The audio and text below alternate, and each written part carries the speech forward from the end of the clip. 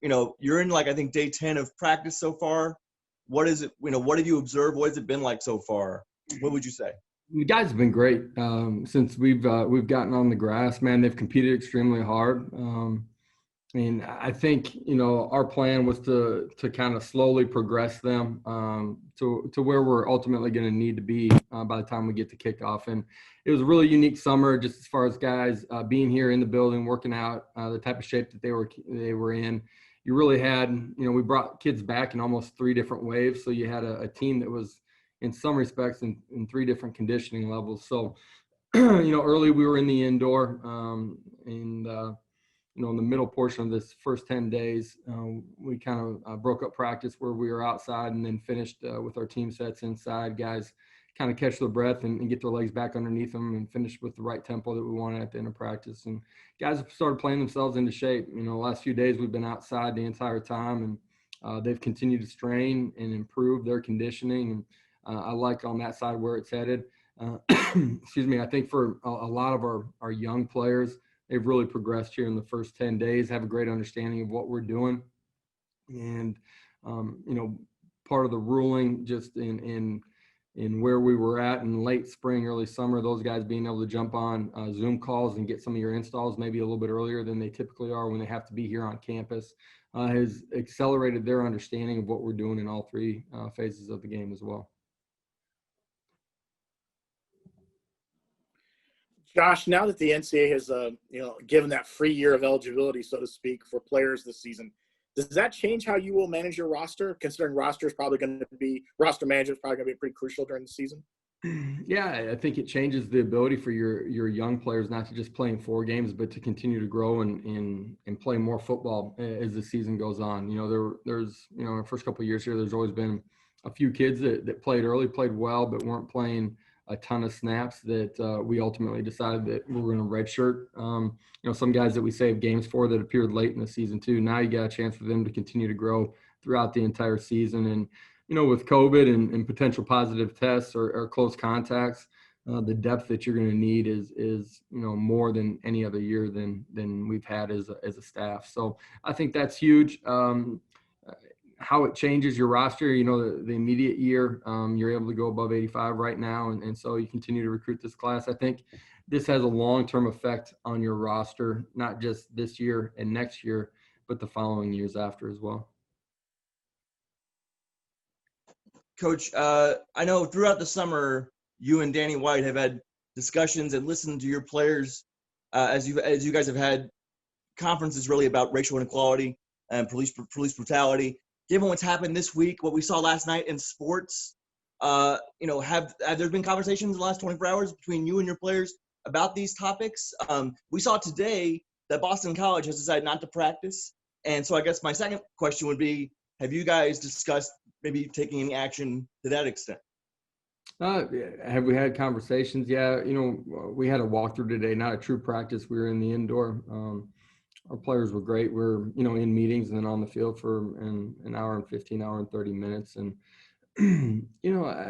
everybody's aware of what's going on. And it's not just one conversation. It's a continuing dialogue that you have to have with your players. And we're all, you look at the violence that's taking place in Wisconsin. And, over the last couple of months across America, your concern as a coach is your players and just their safety every single day and make sure that they return back the same way that they left the building. And then, raising awareness and how we create change. And I think our players have done a good job of that. They've been involved in the dialogue. They've brought a lot of good ideas to us, our staff. They've helped me grow as a coach and try to serve them better.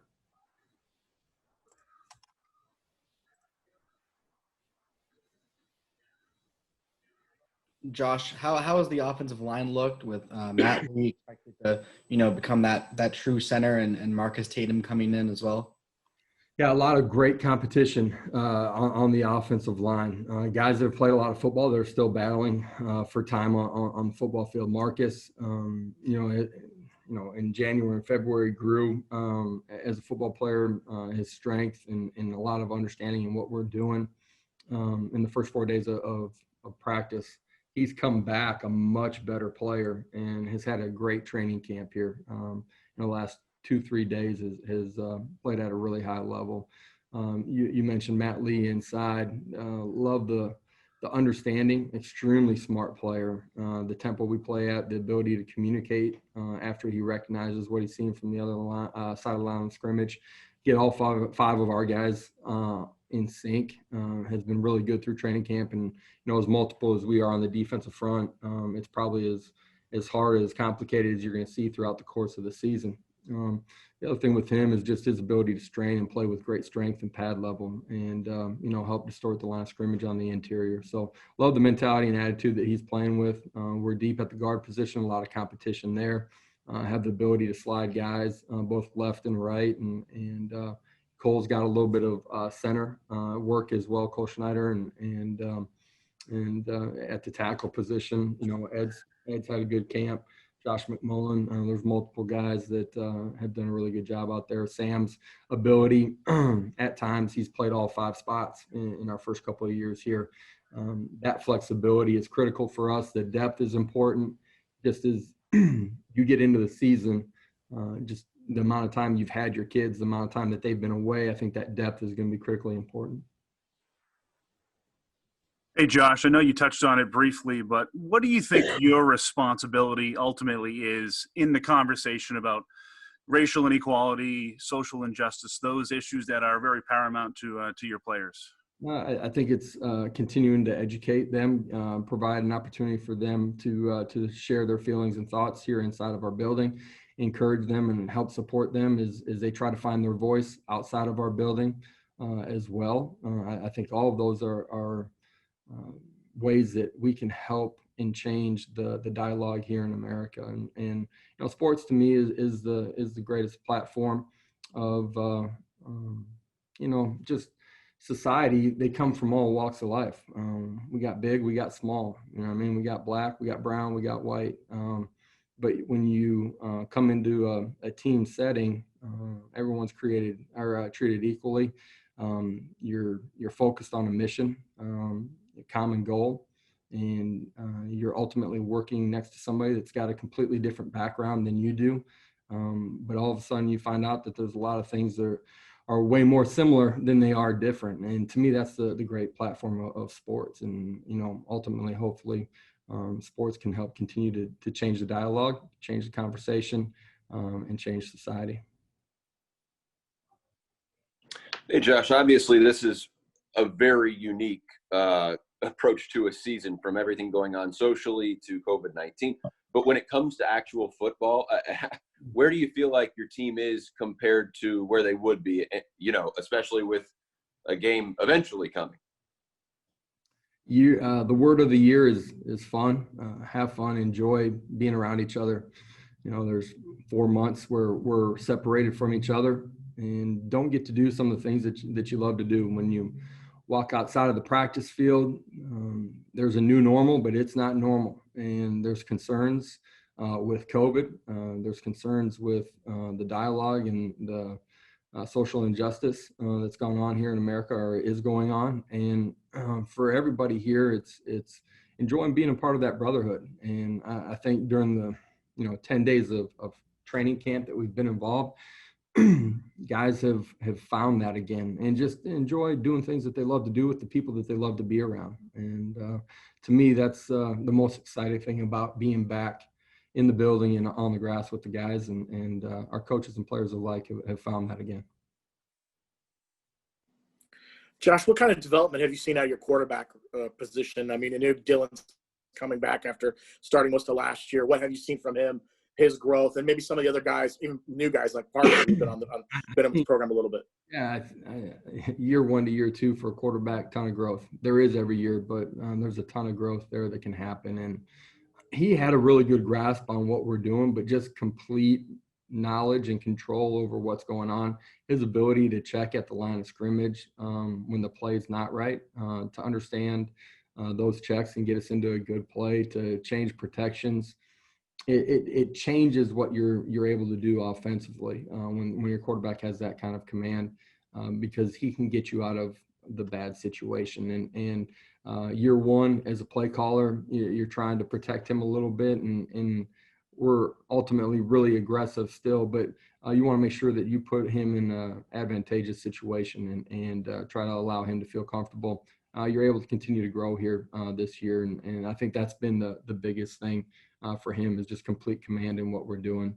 Recognition of defenses, to understanding protections, to understanding route scheme, and where and why we're trying to attack. The understanding of the why is a huge difference for him.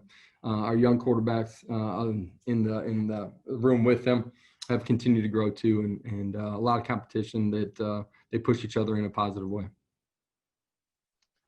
Coach, I know that they've been putting the finishing touches on the new building, the Roth Athletics Center. Are you using it at all? And when do you expect to fully move into that building? We are using it. We're not fully moved in. Everything's different with COVID. Our players' lounge is pretty much finished, but our players aren't really able to use it right now. We're trying to make sure that we continue to implement the strategies of our medical staff to keep those guys safe. So, our bigger meeting rooms are being used by our position groups where we can space out. We're still using our indoors as a meeting room. For a 5-day block, it might be offense that's in there. Another 5-day block, it's defense. We kind of correlate it to a road game. That's been one of the emphasis for us, is playing better on the road after last season. And that's how we've kind of correlated it to football. But it's a beautiful building. Whenever we're able to get fully into it, it's going to be a huge plus for our players. Great opportunity for them to be around each other and hang out, and great space for us. Josh, I know last week you mentioned Evad Wilson. Are you able to talk about the status of the other transfers and what have they been able to do with the team? Yeah, all those guys have gotten cleared. They're out on the practice field doing a really good job here. And I say that Deontay has not been on the practice field yet. But Jaden Francois is getting comfortable in what we're doing. On the defense side of it and special teams, there's a lot of growth that has to happen really quick. You think about all the meetings that the rest of our, units and position groups have had. There's a lot to catch up to really quickly. RJ Harvey's come in, great attitude, demeanor, and playing the running back position truly exclusively for the first time in his career. There's a ton of growth there, but like what he's doing. Coach, also last week you talked about how you couldn't really speak about any opt-outs officially. Can you elaborate on those this week? Yeah, our athletic department just is putting the finishing touches on the opt-out form. So those guys haven't signed that yet, so I will not talk about that yet. Hopefully the next time I'm up, we'll be able to talk about that. Josh, you look at the running backs position. You lose obviously a guy like AK, but you get Greg back. This is kind of a veteran group. What have you seen from them, and what do you see from some of the new guys? Maybe they can provide a little bit of help for you on the roster as well. Yeah, word is AK is doing a great job up in Philly right now too, having a great camp. We're excited for him.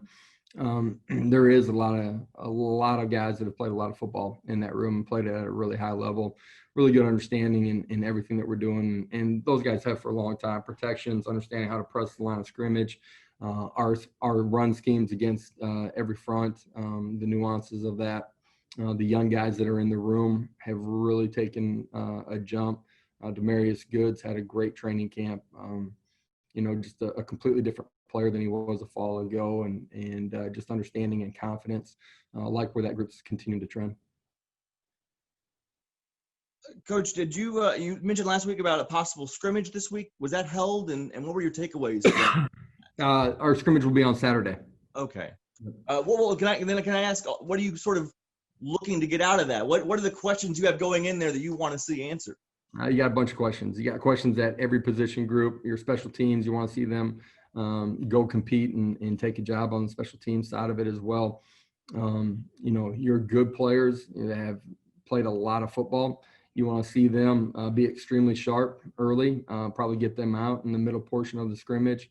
And you want to see your young guys operate and handle and get a signal, communicate, get lined up, and then have your eyes in the right place and go make a play. And that's, on offense and defense. Coach, I know you've already mentioned a few players here and there, but just kind of looking at the last 10 days, is there any few players, maybe a position group that's, maybe had a really good camp thus far? Anyone caught your eye? Maybe some of the younger guys?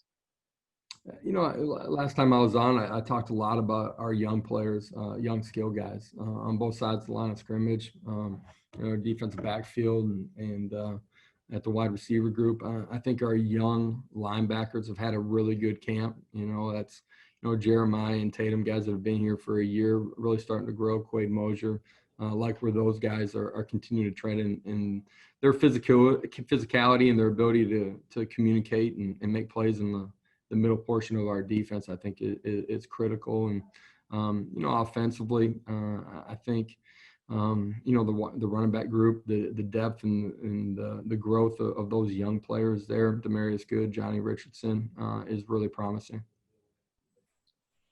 Josh, some of the photos we saw being released out of practice, we saw yesterday some of the photos with the place kickers, Daniel Obarski and walk-on Riley Stevens. What's that battle like, and do you expect Obarski to be the field goal guy? Yeah, they are competing. They're competing every single day. Daniel's done a really good job. Obviously, last year, besides the kicks that went out of bounds, we hope to correct that. But his ability to put the ball deep in the end zone is a huge part of the game and putting our defense on the field in a positive situation. Love his leg. He's been really consistent. His operation time and putting the ball through the uprights. He banged one the other day from 52 and had plenty of room to spare and really good operation time and height on the ball. So I like what he's doing. Riley's got a really promising career in front of him. Guys, continuing to get better just fundamentally, plant foot placement, all the little things that are critical for that guy to be successful. Coach Toth has done a great job with him fundamentally. All right, Coach, thank you for your time. Everyone is unmuted. Thank you, Thanks, Coach. Josh. Coach, Thank you. appreciate it. I miss seeing you guys.